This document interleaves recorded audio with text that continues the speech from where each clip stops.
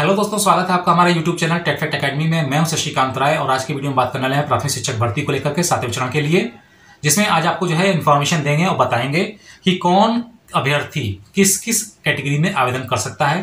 क्योंकि यह बहुत बड़ा प्रश्न होता है जब आप आवेदन काउंटर पर जाते हैं या भले ही ऑनलाइन आपका प्रोसेस हो, तो आपको पता होना चाहिए कि आप किस किस कैटेगरी में आवेदन कर सकते हैं। क्योंकि जब आप आवेदन करते हैं तो आप हमेशा कंफ्यूज रहते हैं कि यहाँ पर इस कैटेगरी की सीट नहीं, तो मुझे कहाँ आवेदन करना चाहिए और कहाँ नहीं करना चाहिए।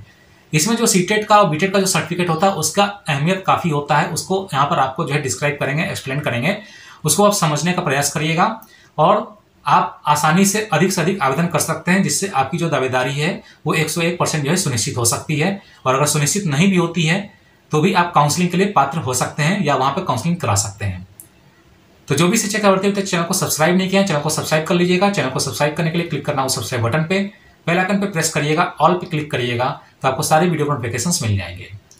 आप सभी लोग जानते हैं कि जो कैटेगरीज होती हैं या जो सीटें निकाली जाती हैं एप्लीकेशन फॉर्मेट के लिए, उसकी जो है आधी सीटों का बंटवारा होता है मेल और फीमेल में। तो सबसे पहले हम लोग जो है मेल की कैंडिडेट की बात करेंगे।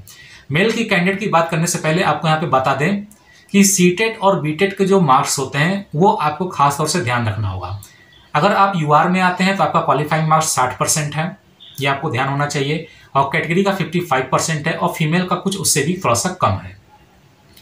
तो अगर आप यूआर की सीट पे आवेदन करना चाहते हैं तो आपको ये ध्यान रखना होगा कि आपका सीटेट और बीटेट का जो मार्क्स है, पुरुष अभ्यर्थी चाहे वो ओबीसी के हों, चाहे एबीसी के हों, चाहे बीसी के हों, चाहे एससी के हों, चाहे एसटी के हों, अगर उनका सीटेट और बीटेट में 60% मार्क्स है, यानी 90 मार्क्स है, तो आप आसानी से यूआर की सीट के लिए आवेदन कर सकते हैं। वहां पर आपको फॉर्म जरूर डालना है, आपको फॉर्म नहीं छोड़ना है।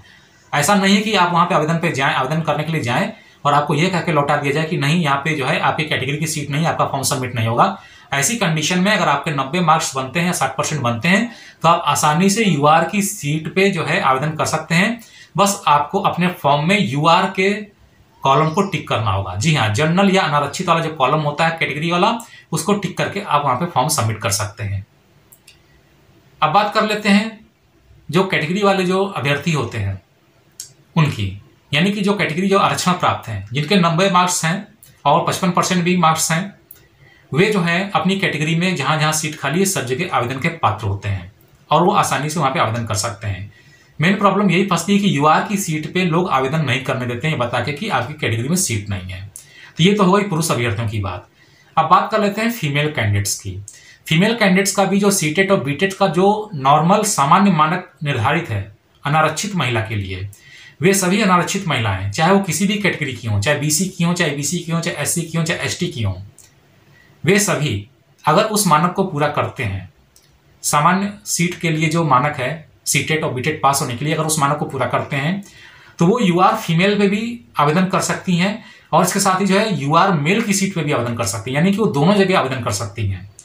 तो महिलाएं जिनके 90 मार्क्स होते हैं, 60% मार्क्स हैं और बीटेट में जो मानक तय किया गया है अगर उसके अनुसार सामान्य मार्क्स हैं अनारक्षित कैटेगरी के बराबर, तो वो ये यूआर फीमेल की सीट पे और यूआर मेल की सीट पे दोनों जगह आवेदन करने के योग्य होती हैं।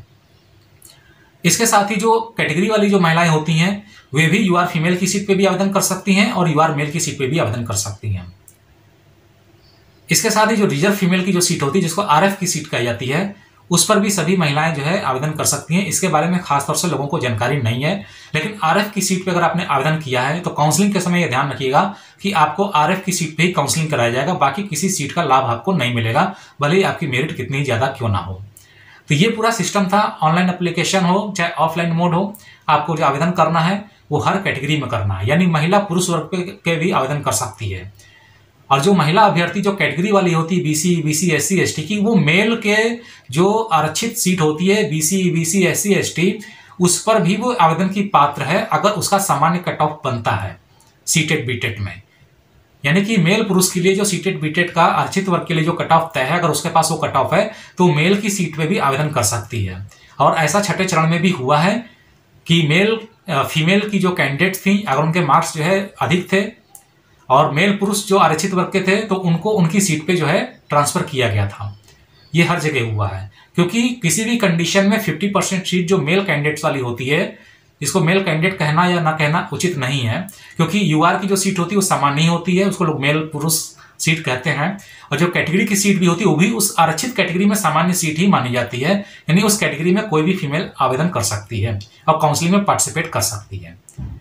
तो उम्मीद करते हैं कि वीडियो आपको पसंद आया होगा। वीडियो अगर पसंद आए तो वीडियो को लाइक करिएगा, शेयर करिएगा, चैनल को सब्सक्राइब करना ना भूलिएगा। तो जल्दी मिलते हैं अपने नए वीडियो के साथ में, तब तक के लिए इजाजत दीजिए। धन्यवाद।